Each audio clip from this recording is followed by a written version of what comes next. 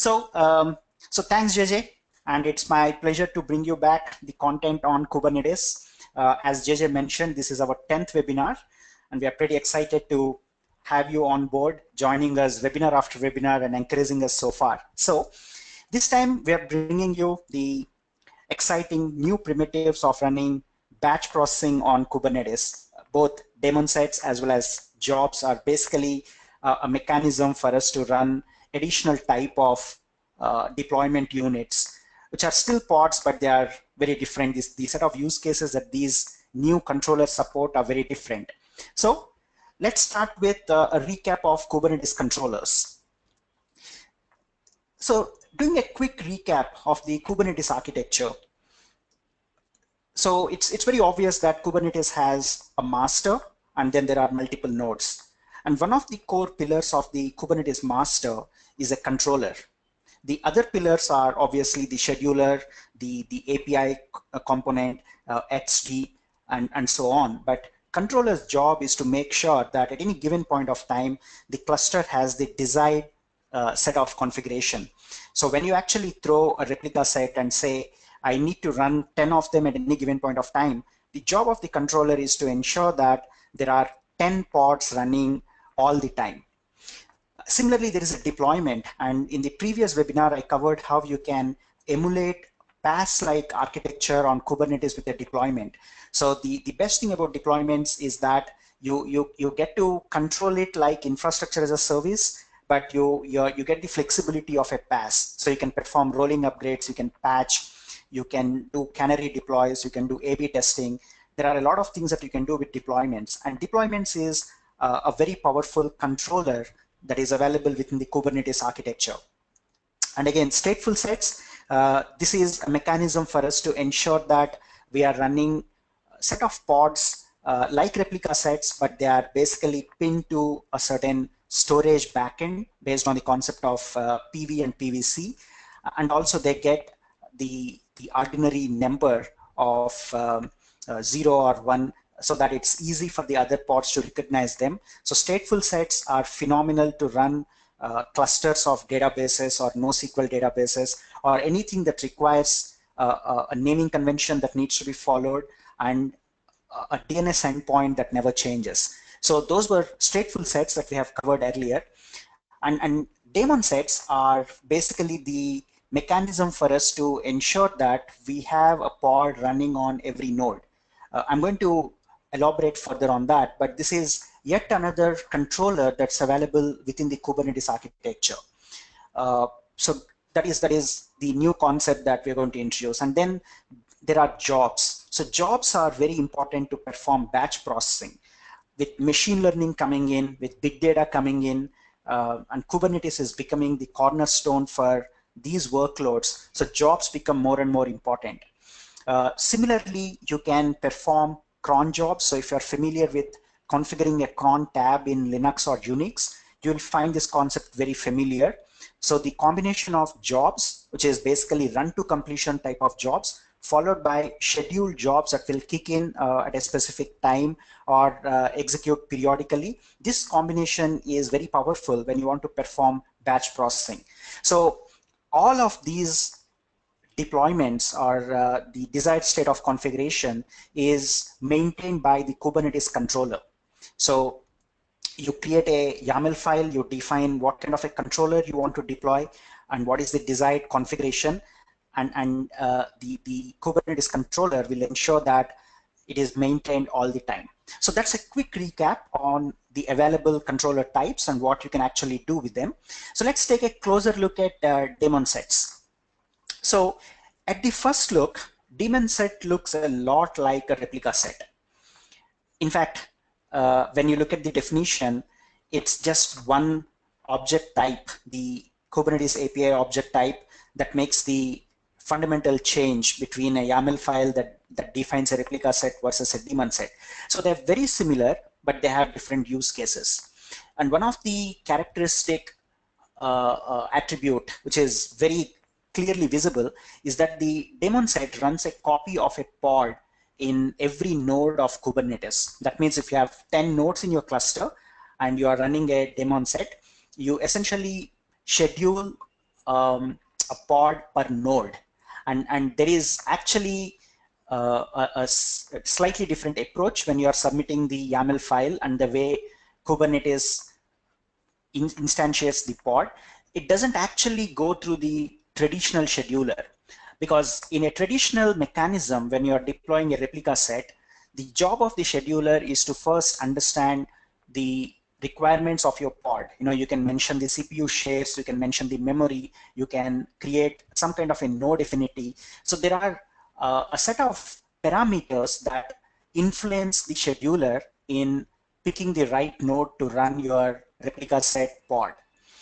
But when it comes to a daemon set, the scheduler has no role to play, because you're basically bypassing the entire processing of handpicking the right node and scheduling a pod on that to distributing the available set of distributing the pod on almost all the available set of nodes. So that's the fundamental difference between how Kubernetes deals with a replica set versus how it deals with a daemon set. The other thing to understand is, let's say you start with a cluster of 5 nodes and you deploy a daemon set. So essentially you're running 5 pods at any given point of time. And then at some point during the auto scale process or a manual scale out process, you add a couple of more nodes. Guess what? The new nodes will automatically get the daemon set pod. So that means the controller will make sure that every time there is a new node, it will go ahead and place a pod that belongs to the daemon set on that node. So you never have to worry about making sure that a pod is running on the brand new node that just came up. Similarly, when the scale out operation is done and when the scaling takes place, where you are basically removing a set of nodes from the cluster, the daemon set controller is going to remove the pod, but it's not going to reschedule it.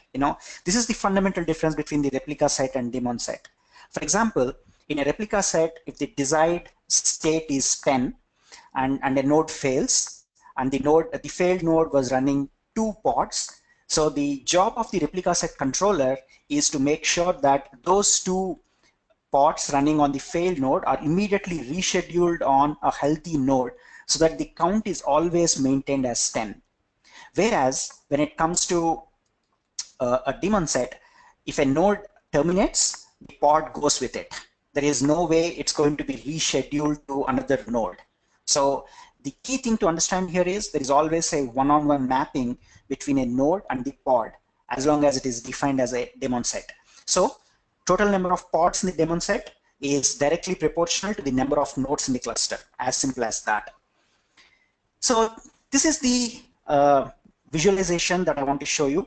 So let's say I have 3 nodes and I create a replica set with count 6.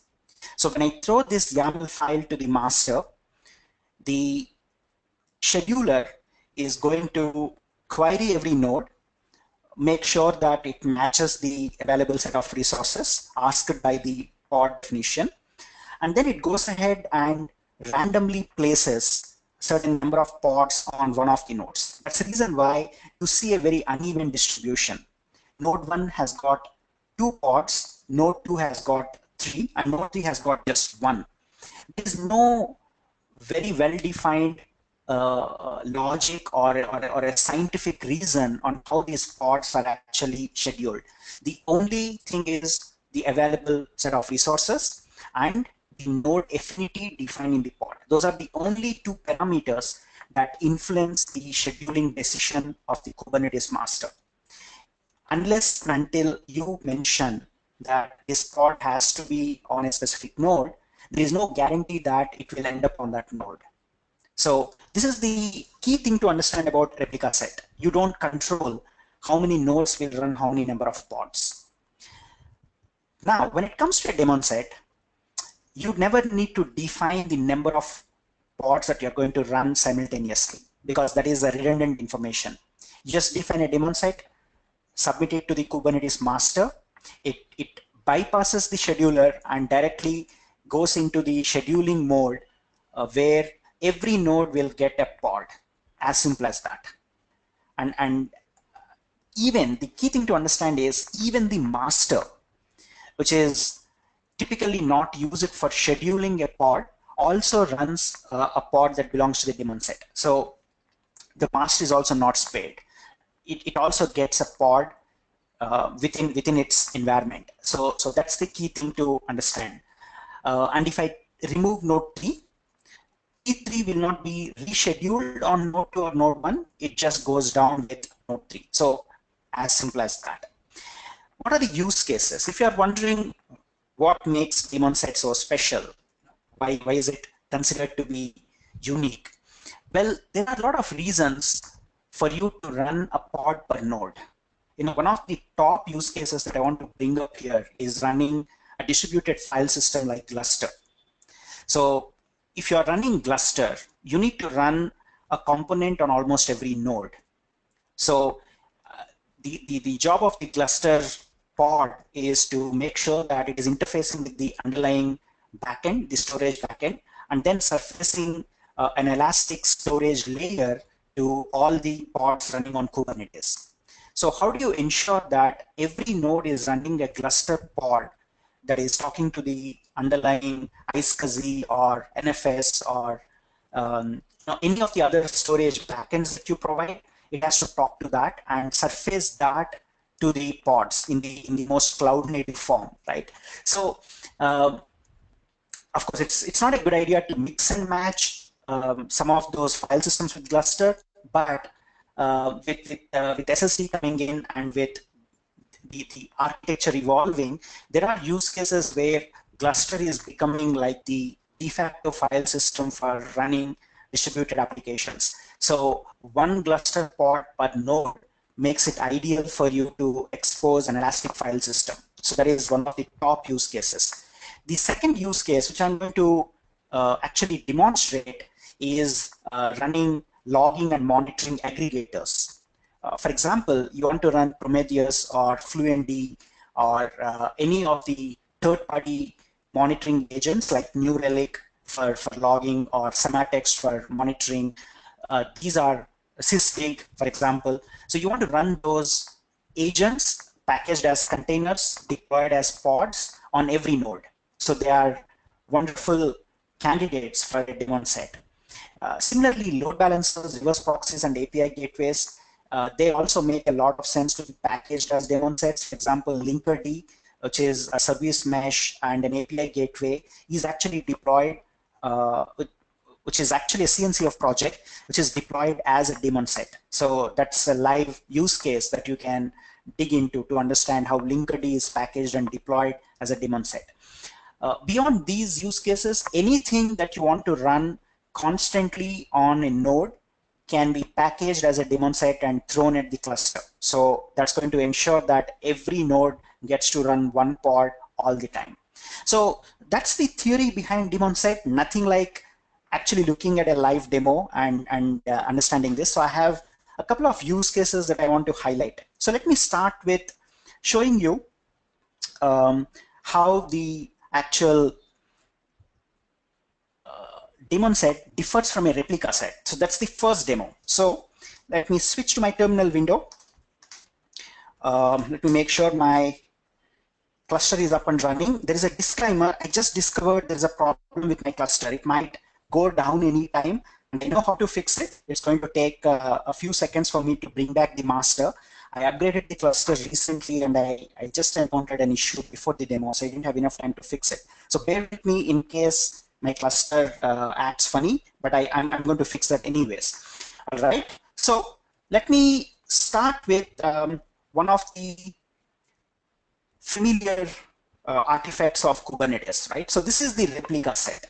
So the replica set is one of the controllers. You define the number of replicas, and you go ahead, mention the container image, the name, and this is a pretty familiar mechanism for all of us. So we know how replica sets work, we know how they scale, and so on. So when you actually deploy this, right? So now I'm actually starting the replica set. And when you look at the number of pods that are running, you notice that, let me decrease the font size to make sure all of them are on one row. So, all right. So now you'll actually notice that I'm running three different Nginx pods, and two of them are scheduled on the same node. So this is the obvious characteristic of a replica set. Okay, so you don't control how these pods are going to be distributed. So if I actually go ahead and scale them, they all run randomly on a different set of nodes. So now when I come back and look at this, you'll notice they are unevenly distributed across node 1 and node 2. So my node is running CoreOS distribution. So it's actually 201 and 202, the IP addresses as well as the node names. So you notice that the replica set is unevenly distributed on these two nodes. There is no specific logic that the scheduler is following to schedule these pods. All right, so this is just a quick recap on how replica sets work. So I'm going to get rid of this because I want to start with a clean slate. Now when we actually do kubectl get pods, there is nothing running. Okay, so now it's time for us to look at the daemon set. Okay, so first thing, this is a feature of beta 1 extensions, like replica set, but the only difference is you basically take a replica set, get rid of the count, which is the replicas section, and what you end up getting is basically a daemon set. So everything remains the same except the kind, and within this spec, you'll actually see that the replicas and the template, replicas is gone, the template still remains. So as simple as that. It's exactly like replica set without the count, because the count is taken at runtime based on the number of nodes. So there is no need for us to explicitly mention that. So let's go ahead and deploy our Nginx daemon set. This is the first demo, and I have slightly more useful real-world use case that I'm going to touch upon. Okay, now when we actually look at the, okay, it is still getting created. So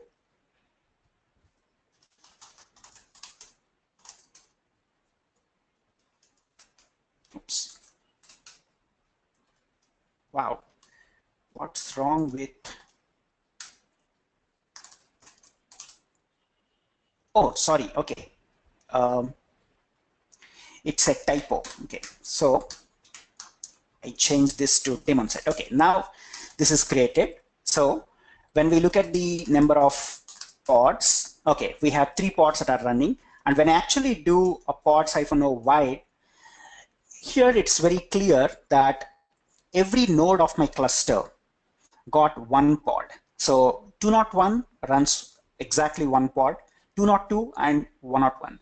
What is interesting here is when I actually do kubectl get nodes, you'll actually realize that the node ending with 101 is actually a master with scheduling disabled. That means a normal replica set or a pod will never end up scheduled on the master, but a daemon set is special. It is by design that the controller will even schedules this on master. The reason is when I'm actually deploying a monitoring agent or a logging agent, I'm not really aware of the master and the node concept. I want to monitor my entire cluster, so I don't want to exclude my master. So in a lot of ways, this is a very thought through design. It makes a lot of sense for us to push this monitoring, logging, and service mesh like agents even on the master. So that's the clear difference between a replica set and the daemon set. Let's try to actually scale this. So I'm following the same convention of kubectl scale replicas 10. The moniker here is DS, which is the daemon set, instead of a RS, which is replica set. And it clearly says that no scaler has been implemented for daemon set extension. So that means you cannot manually replicate or scale the daemon set pods. Pretty simple. It makes a lot of sense because the only way you can scale the pods in a daemon set is to run them, is to basically scale out your cluster. So you need to throw in more nodes if you want more number of pods. as simple as that. All right, so let's get rid of this to go back to the blank slate. And then I want to show you a more interesting real world use case. So here, what I have is sematext. Okay, so sematext is basically a monitoring platform that can monitor a lot of workloads. They are actually well known for monitoring Elk Stack, but they're actually capable of monitoring Docker and a variety of workloads, including running it on Mesos and running it on Kubernetes and so on. So I have signed up for a trial, and currently there is no data shown because I'm not running an agent. So what I'm going to do now is to package the sematext monitoring agent as a daemon set and run it in my cluster, and then look at how the graphs are going to show up. All right, so let's take a look at the definition, the daemon set pod definition. So this is a daemon set, and there are a set of details here. I'm going to get rid of this token, so don't bother to copy and paste. It's a trial account anyways. So so this is a very classic daemon set, which is coming with the sematext image, right? So this is a Docker agent that's going to run in every node. There are some standard conventions like the host path is exposed for the docker.sock, so that means it's going to run at the system level. It's going to have access to the underlying Docker runtime because it needs to grab some metrics, so it makes sense to run at that level. But apart from that, the key thing to notice here is this pod is going to be deployed as a part of a daemon set. So that's the key thing. All right, it's also running with host network true, which means you can directly reach this agent via the node. You don't need to expose it as a node port or a cluster IP or anything. This is basically sharing the overlay network that is being shared by the nodes. So that's the key difference and the key thing to notice. All right, so let's go ahead and deploy the sematext agent. Okay, so now this is going to create exactly 3 containers, right? Sorry, 3 pods, and it is obviously running on all the 3 nodes, including my master. So basically, my Kubernetes setup has 1 master and 2 nodes.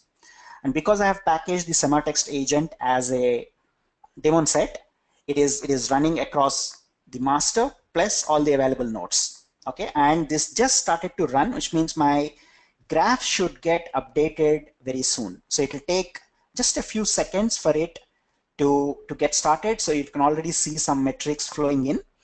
That's because every node currently has a sematext agent, and that is responsible for sending the container count. Okay, so now this is currently showing some interesting details. So when I actually maximize this, it'll look better. So you are seeing this graph that has 3 different colors, and each color represents the number of nodes or the number of hosts in my cluster that I'm monitoring. So currently C1 is the controller, which is the Kubernetes master, and sematext tells me it's running 10 pods, actually 10 containers packaged into multiple pods. Remember, each pod can contain more than one container at a time. And W1, which is this blue part of the graph, is the first worker or the first node, and that is running about 15. Okay, now it is interesting. So the live data is flowing in, and the second node is running 7 containers. So let's do something more interesting. So what I'm going to do now is to deploy my Nginx replica set again, just to create some load on my nodes, and I'm going to turn them into 20 replicas. So very soon we'll actually have multiple Nginx pods running as a part of the replica set. So this is going to be available on all the nodes. So now everything has moved into running. So let's come back to the sematext portal and refresh the, okay, it is still capturing the old one. It is visualizing the older one. In just a few seconds, we should actually see this bar showing us very different set of metrics. That's because the pods are now scheduled as a part of the replica set, and with every pod we get one Nginx container. So this is going to show us some interesting results. Just give it a few more seconds. Meanwhile, let's come back and explore the actual dashboard. And here we have some other metrics. So this is the host CPU. Just after I launched 20 Nginx pods, the consumption has gone up. And this is the container IO throughput. So let's come back to the container count, and we should see, come on.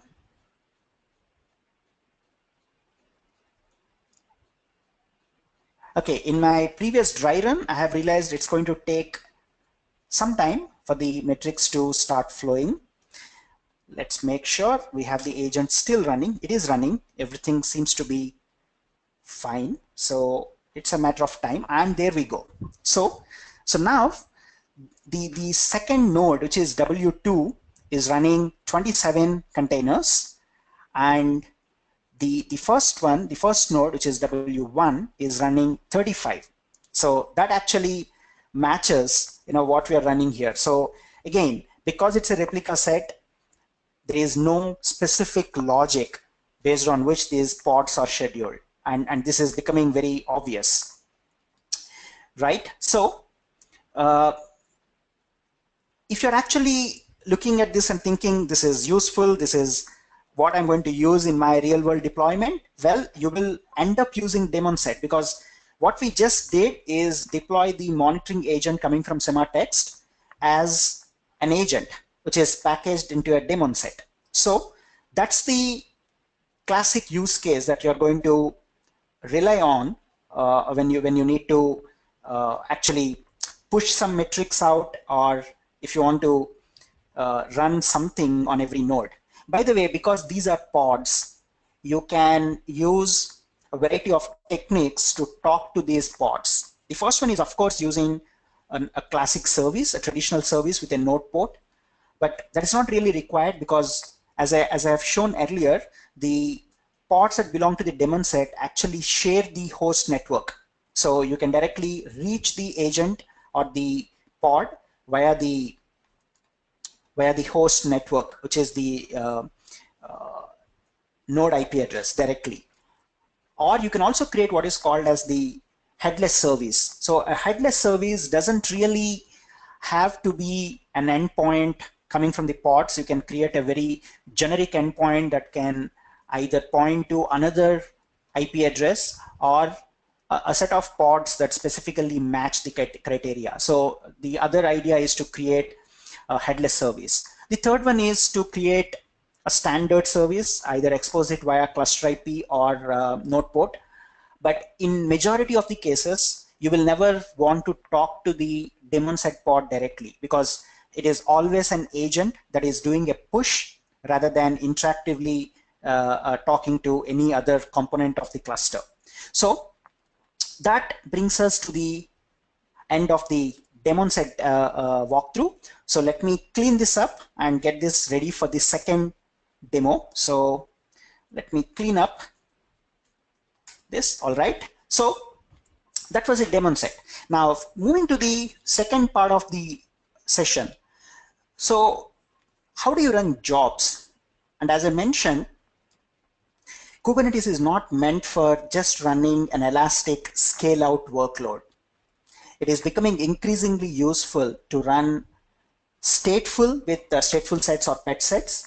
But the third kind of a workload that is becoming more and more important is running batch processing, particularly with things like TensorFlow coming in, things like machine learning training and models and all of that.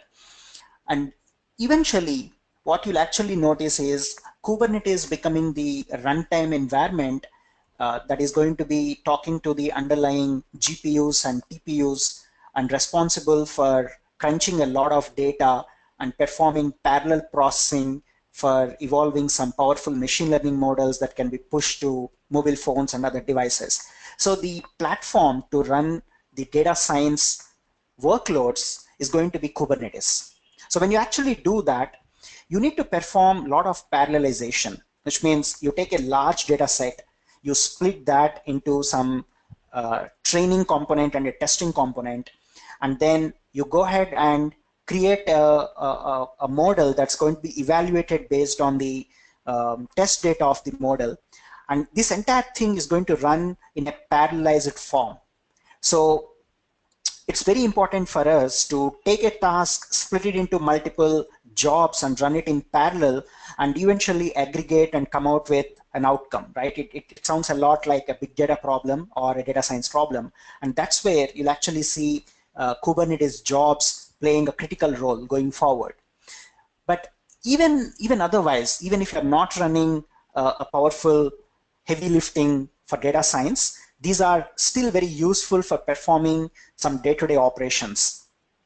So when it comes to running jobs in Kubernetes, there are two mechanisms. One is a one-time job, which is basically, it runs till completion. So a pod will kick in, it will execute a task, and then it will shut down by itself. So it's called run on completion. So the controller will wait for the exit code 0, and the moment the pod gets exit 0, that's it. So the job is now moved away. It's not going to occupy any space. It's not going to consume any resources. It just moves away. It's no more live. That is one kind of a job. The other one is a scheduled job, which is a lot like a cron tab. So you want, let's say every 1 hour, you want a pod to kick in, aggregate all the logs, zip it, move it to Google Cloud Storage or S3, and then delete the log files on the disk to basically perform a cleanup job and free up the disk space, and repeat it every 1 hour.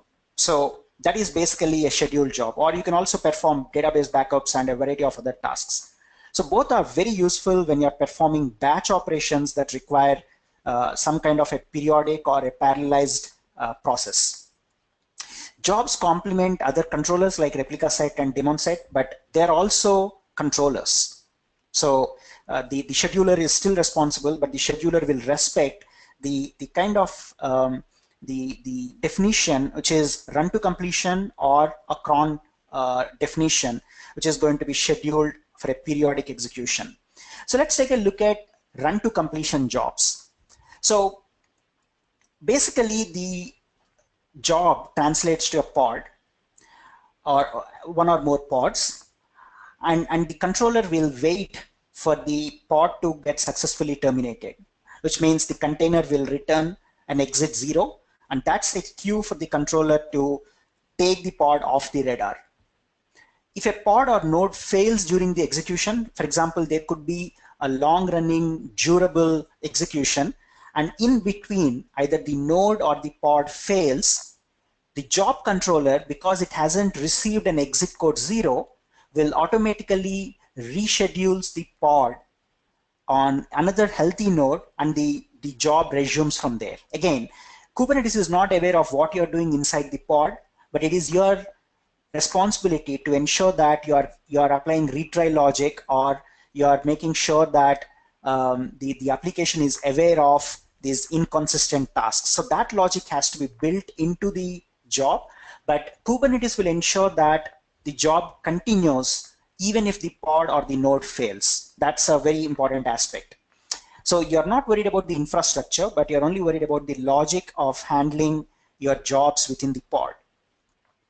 A job can also be used to run multiple pods in parallel. This is what is the parallelism that you can define. For example, one of the use cases I'm going to talk about is a typical message queuing, message-oriented middleware scenario. So let's say you're running RabbitMQ and you have a lot of messages flowing into it. So you want to process all of them in parallel. So you can actually scale up the job, like a replica set, and run multiple pods in parallel, which are picking up one message at a time from the RabbitMQ. They are done with that, and then they automatically move away. So a job spec may define the parallelism value on how many pods you want to run in parallel. So this is This is a very powerful mechanism of creating the workers that are going to act upon a message queue or a durable data store, anything that's going to feed into them, and then they process it and they move away. So that's a phenomenal use case for run to completion jobs. So touching upon those use cases again, so there are a lot of scenarios where you bring up a database and you want to initialize it. You want to populate the database, bring it to a state where it is more useful, so you can start talking to it through your application. So one-time initialization of resources like databases, and similarly a file system. For example, my machine learning job needs a data set. So I cannot really start my ML training until the data set is on the file system. So I'll actually create a job that's going to pre-populate my volume with the data set. So my ML job will pick up from the local file system. Similarly, cache. So you want to have a set of values already available in the cache so that you can start in a pre-warmed environment. So that is another great use case. Configuration, you want to go ahead and inject certain values into the configuration before the application actually starts doing something useful. So all these are one-time tasks. And today we do all sorts of things to configure them. For example, you create a REST endpoint called /init, which is going to kick off these processes. But that's not the most efficient way of doing it.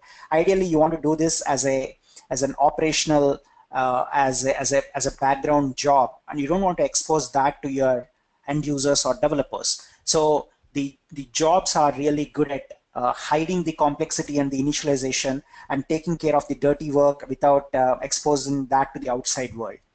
Multiple workers to process message queue.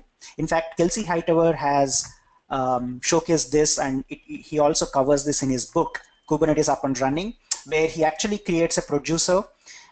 He creates a mini message queue and then multiple consumers running in parallel. So the producer will come up as a job, will inject multiple messages into the queue and goes out. And then the consumers will kick in. One consumer is going to pick up one message, finishes the task, and then they go off the radar. So it's a great scenario for you to deal with message queuing within Kubernetes. So I want to show you one of my favorite demos, which I've been struggling to do without jobs. And I'm going to now take the help of a job to showcase how I can overcome that problem. So let me move to my second demo, one-time job. Okay, so what I'm going to show here is a classic problem that all of us face. So you want to bring up a database and you want to import some data to it. So in one of my demos where I've actually shown a multi-container pod scenario, I actually used a Python Flask app with a /init endpoint for me to trigger the initialization. So I have gotten rid of that and I have moved to a job to perform exactly that. So what am I going to do here? Pretty simple. I'm going to first create a MySQL pod and expose it both internally and externally. So what you see here is a normal, usual MySQL pod, and there is a service which is meant for internal consumers, and there is another service at the node port level meant for the external clients. So I'm going to first create the MySQL pod. Okay, so let's make sure these two are up and running. Okay, so now I have two endpoints. One is a node port, the other one is the internal cluster IP. Perfect. So now let me make sure that I grab the node port and populate my environment variable. Okay, so now what I'm going to do is use the local MySQL client, the CLI, to check the number of databases that we have. So this command is a standard MySQL command where the username, the password. So I have a DNS entry for my Kubernetes node called node1, and I am passing the port from the command line through the environment variable. and I'm running this command called show databases. So when I actually run this, these are all the system databases. Now I don't have the custom database that I want to have when my web app actually comes in. So this is a perfect situation where I can take the help of a job. So what I'm going to do now is to launch another Kubernetes pod packaged as a job, and that is called DB init job. So let's take a look at that. So the first thing is it's a part of batch/v1. So that's the API version. And the second thing is the kind is job. So I have everything else as exactly the same. So what I have done is I have gone ahead and built a container image called DB init. And how does that look like? Well, it's a pretty straightforward one. This is the image that I have built. So what I do is I copy the db.sql, which has my DDL and DML statements, into the image file system. Not the most efficient one, but it's okay for this demo. So I go ahead and copy my SQL file. By the way, this could be a zip file or a tar file, it doesn't matter. But I have exported that in SQL, so I'm just adding that to the file system. And then when the container gets executed, it picks up the environment variables and simply imports the database. So pretty straightforward. That's the Docker image. So I have gone ahead, did the Docker build and then Docker push, and it is already in the Docker hub. So I take this image and run it as a job. So let's go ahead and schedule this. So I'm going to run the DB init job. Let's now look at the number of pods. This is still getting created. Okay. Now, interestingly, you'll notice that it says completed, right? That means it is done. So it came with a purpose, it is done, and now it is not running anymore. So let's look at the logs. So when I actually look at the log, I'm not printing a lot of information, so we don't see a lot, but oops. Okay, so I need to make sure I'm using the right pod name. Okay, so I was concerned a little bit, but this should be fine. Okay, so this warning shows that we are using password in the clear text, which is okay, but it's an indication that our job has been successful. How do we know? So when I actually run the show databases again, I'm going to see a custom database that I created through the job, which is called Cloud Shop. So this was not there when we ran the initial show databases on the MySQL pod. When I actually ran this job, I injected the database and finished my init. And now I can spin up my web pods that can talk to my Cloud Shop and I can go online. So that's a phenomenal use case for us to use jobs which are run to completion. So when you look at the describe, it tells you quite a bit of information. So it says 0 running, 1 succeeded, 0 failed. In case my pod fails in between, right? For example, it has imported 50% of the data and the node has crashed or the pod has crashed. It's my responsibility to make sure that I don't start from an inconsistent state. So I need to make sure that my SQL file always checks whether the database is there. If it is already there, delete it and start afresh. That logic has to be built into your pod. Job is not responsible for that. But it is responsible for making sure that if a job is interrupted, it is going to be resumed. So that's the reason why you have these 3 statuses: running, succeeded, and failed. So this is coming from a job controller, and this is exactly like the replica set. The only difference is it's going to be executed till the container that is wrapped inside the pod throws an exit 0 output. Perfect. So that was a quick walkthrough of the run to complete jobs. There is one final thing that I want to show you, which is cron jobs, the easiest but very powerful. So a cron job manages time-based jobs. As I mentioned, there are a lot of use cases. You want to do a scavenging job of cleaning up the logs or doing something periodically. You want to send an email once every week by picking up some content from the database. You want to perform log shipping periodically, or you want to perform a database backup. It could be anything. Basically, whatever you can put in a cron job, cron table in Linux, that can be packaged as a cron job in Kubernetes. One caveat at this point, and we are talking about June 2017, it works only with clusters that are launched with runtime config is equal to batch v2 alpha is true, right? That means the API server has been configured to deal with v2 alpha 1 API. So if this is not enabled, you cannot run cron jobs. That's the core requirement. So if you are using hosted Kubernetes, make sure that your provider is supporting this specific version of the API. Interestingly, my CoreOS cluster doesn't support, so I'm going to switch to Minikube, which is much more recent and is configured with all sorts of switches, so I can directly use that. Okay, so it's time for me to show you how to configure a cron job.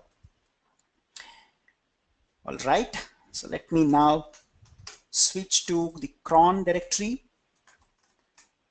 It's a fairly simple demo. Okay, I want to get rid of all of this. And then, okay, so first thing, this is the cron job definition. The API version is a part of batch, but it has to be v2 alpha 1, and the kind is cron job. So it is not the usual pod or replica set or a daemon set. It's a cron job. And then you add the additional parameter, which is the schedule. So this means we are actually going to execute this every 1 minute. So I'm not an expert in defining the cron tab, but if you know how to configure cron tab, this is pretty much the same. So everything else is the usual, normal, familiar definition of a pod. Nothing changes, except that we inject the schedule line into the spec. All right. So let me show you how this works. First thing, I'm going to switch to Minikube. And let's make sure we are on Minikube. Okay, that's Minikube, running the latest version of Kubernetes. All right. So now I go ahead and create a cron job. Okay. If you don't want to use a YAML definition like this, you could have also used the kubectl run with this switch schedule, which is an indicator to kubectl that it has to translate this into a cron job. It's also an indicator to the scheduler, because the scheduler has to know it's not a usual pod, it's not a usual deployment, but it is a cron job. So now you can actually get the details of the cron job by running get cron job followed by the name. So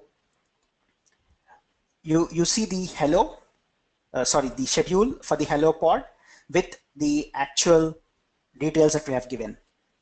So that's pretty straightforward. So that's an indication that the creation of the cron job has been successful.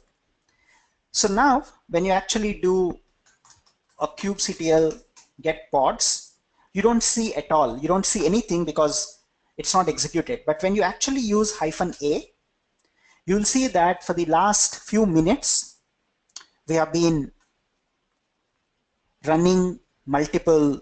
Actually, I said 1 minute. I think it's much lesser than that. So I take it back. So it's not at 1 minute schedule. So now we are actually seeing there are multiple pods that are created as a part of this. So, let me use this to look at the logs. So it actually shows the date followed by hello from Kubernetes cluster. So that's what we are doing here. So we print the date followed by a hello statement. So that's what is coming here. You can also run this in a watch mode, and this shows us, the new jobs, the new pods that are getting created.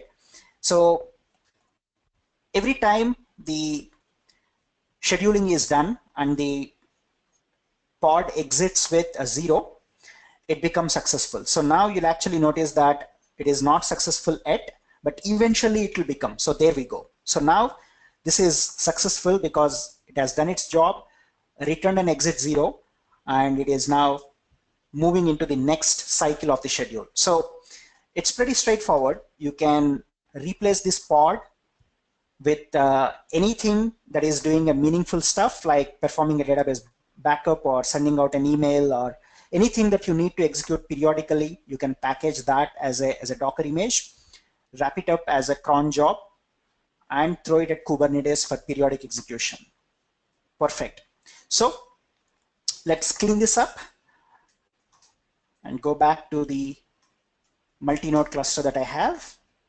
All right, so that brings us to the end of the session. I want to quickly summarize what we have done so far. So I started off with the concept of controllers. So I touched upon the kind of controllers that Kubernetes deals with.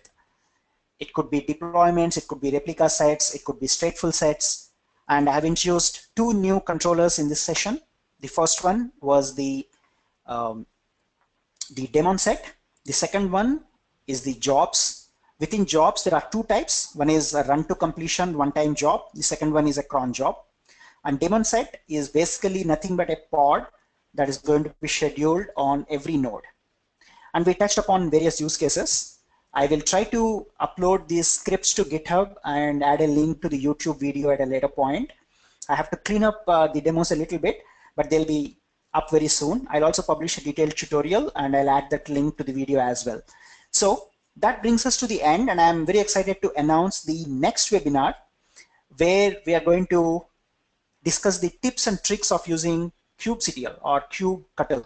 I have heard this from some of the experts of Kubernetes community. So kubectl, the tips and tricks of using, and we'll unleash the power of kubectl by uncovering the hidden gems. So there are a lot of details, there are a lot of tricks that you can use to master Kubernetes. There are some very interesting parameters, switches, command line options.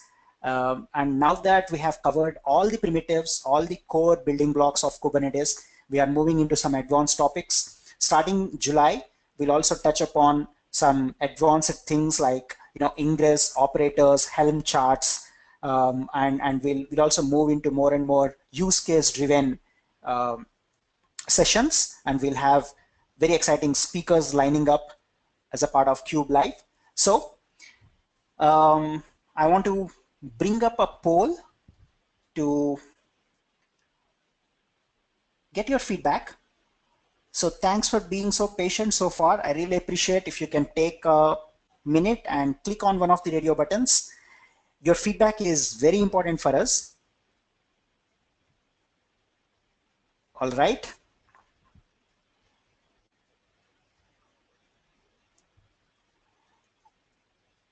Okay, roughly 80% of you have voted. I appreciate if the remaining can also take time and tell us what you thought about this webinar. All right. Thank you so much. And that brings us to the end of this. Let me see if there are any questions that we can address.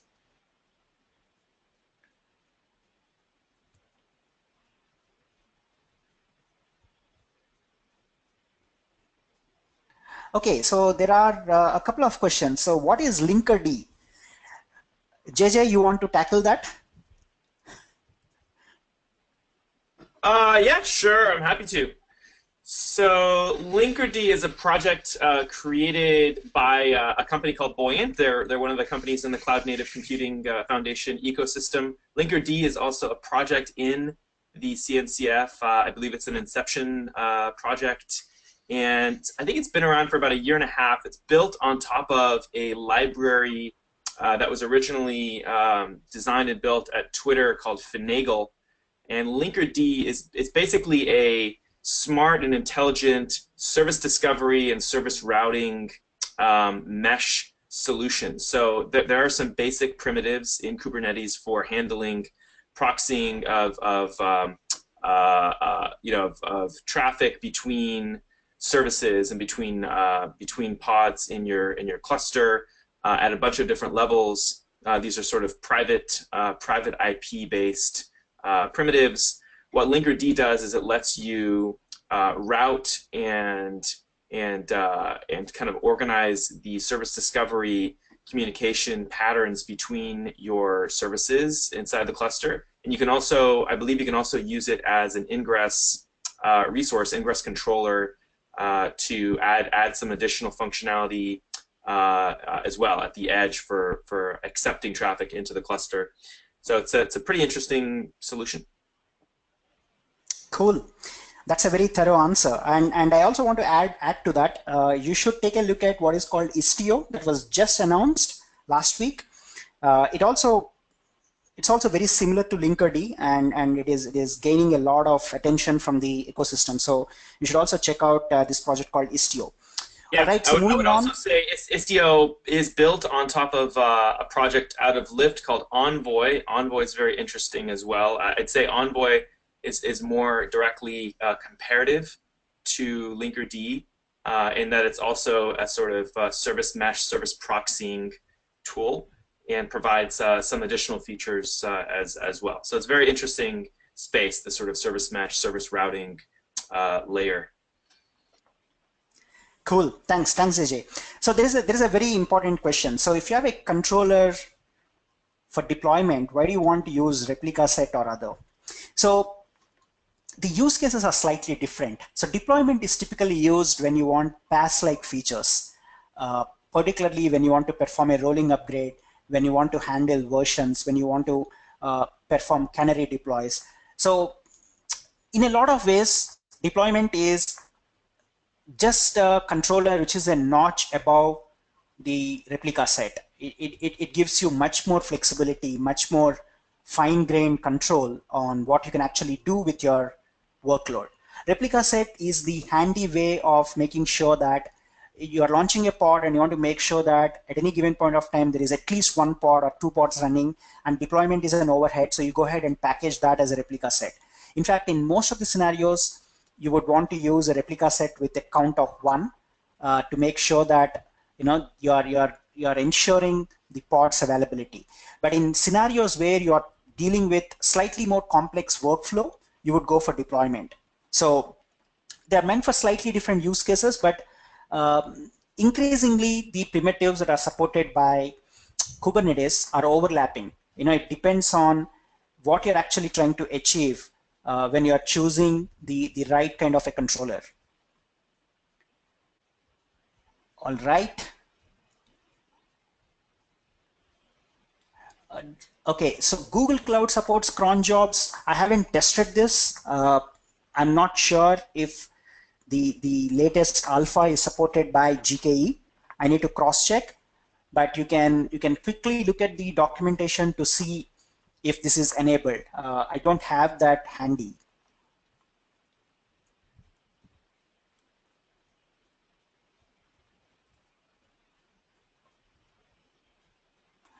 Okay, so the question is, can you type the names of Linkerd-like projects you mentioned? So it is Istio. I'm going to type it out in the chat window to all the audience. You can go ahead and check this out, istio.io. So you check out the chat window, and there is a link that you can explore. All right, so that brings us to the end of this session. Thank you again for joining us and encouraging us so far. Stay tuned for the upcoming webinars and do sign up. We are going to update cube.live page with the next upcoming webinar details and the registration info in about 2 days. So do watch out for those updates. This video will go up on YouTube in a day or two. And as I mentioned, I'll also update the links with the tutorial and the source code on GitHub. Thank you. Have a great day ahead. We'll see you in the next webinar. And JJ, thanks for joining once again. And your responses have been very valuable to the audience. Thanks, Johnny. Until next time. Great.